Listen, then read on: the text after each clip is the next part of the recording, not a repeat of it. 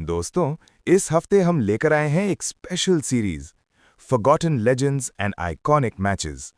Cricket के उन सितारे जो चमके जरूर पर वक्त के साथ धुंध में खो गए, और उन मैचेस जो हिस्ट्री के पन्ने पर लिखे गए पर आज भी दिलों में एक जुनून जगाते हैं।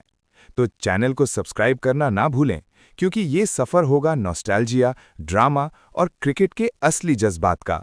और हाँ, हर एपिसोड के साथ हम आपको देंगे एक नया पर्सपेक्टिव जो आपको क्रिकेट के असली रंग दिखाएगा। 18 जून 1983, एक ऐसी तारीख जिसने भारतीय क्रिकेट का भूगोल और इतिहास दोनों बदल दिया।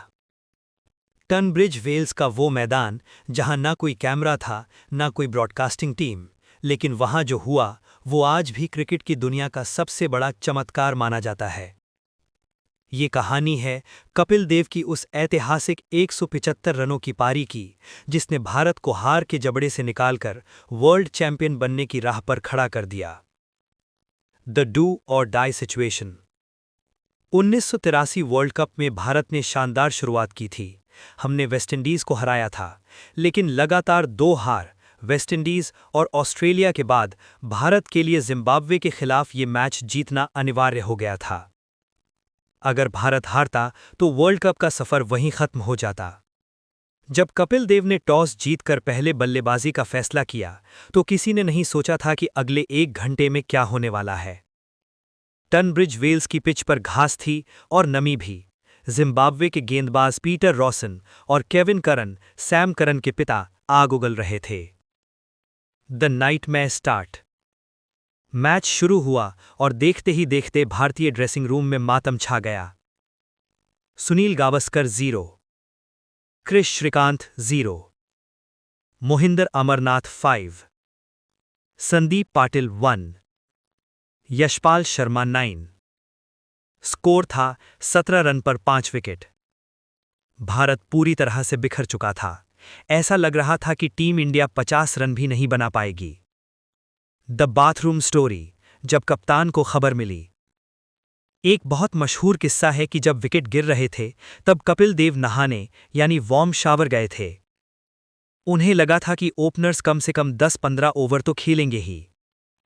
लेकिन अचानक किसी ने दरवाज़ा खटखटाया और कहा, कपिल पाजी, पैड पहन लो, आपकी बैटिंग आ गई है। जब कपिल क्रीज पर पहुंचे तो उन्होंने देखा कि आधी टीम पवेलियन लौट चुकी थी। उस वक्त नर्वस होने के बजाय कपिल ने एक ट्रांस जैसी स्थिति में बल्लेबाजी शुरू की। The rebuilding.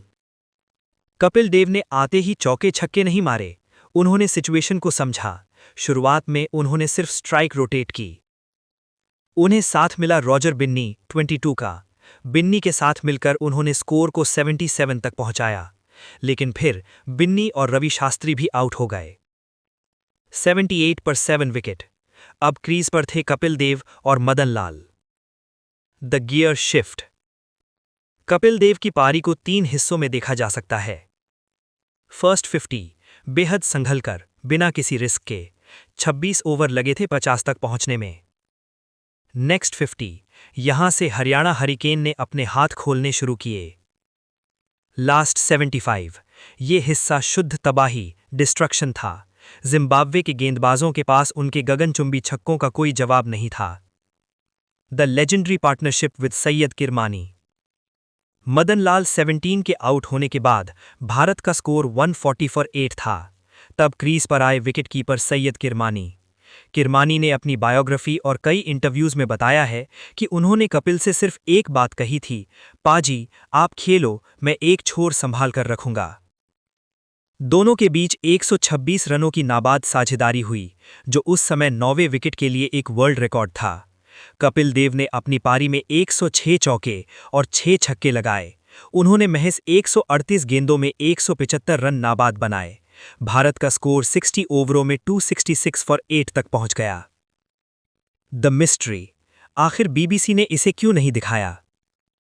आज के दौर में जब हर मैच की 4K स्ट्रीमिंग होती है, ये यकीन करना मुश्किल है कि इस महान पारी का कोई वीडियो फुटेज मौजूद नहीं है। The myth. अक्सर कहा जाता है कि उस दिन बीबीसी के कर्मचारी हड़ताल पर थे। The reality.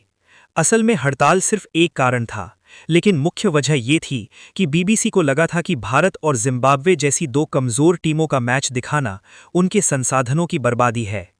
उन्होंने उस दिन वेस्टइंडीज और ऑस्ट्रेलिया जैसे बड़े मैचों को कवर करना बेहतर समझा। इसीलिए टनब्रिज वेल्स की उस जादुई पारी को सिर्फ उन्हीं खुशनसीब लोगों ने देखा जो उस दिन मैदान में मौजूद थे। The result and legacy.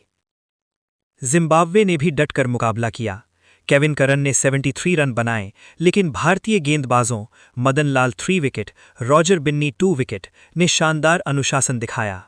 Bharat ने ये मैच 31 रनों से जीता। Why this match changed India? Self belief. इस जीत के बाद भारतीय टीम को लगा कि हम किसी भी स्थिति से जीत सकते हैं। मोमेंटम। इसके बाद भारत ने ऑस्ट्रेलिया को हराया, इंग्लैंड को सेमीफाइनल में मात दी और फिर लॉर्ड्स के फाइनल में वेस्टइंडीज को हराकर इतिहास रच दिया। इम्पैक्ट। अगर कपिल वो 175 रन नहीं बनाते तो शायद आज भारत में क्रिकेट का वो पागलपन नहीं होता जो हम देखते हैं।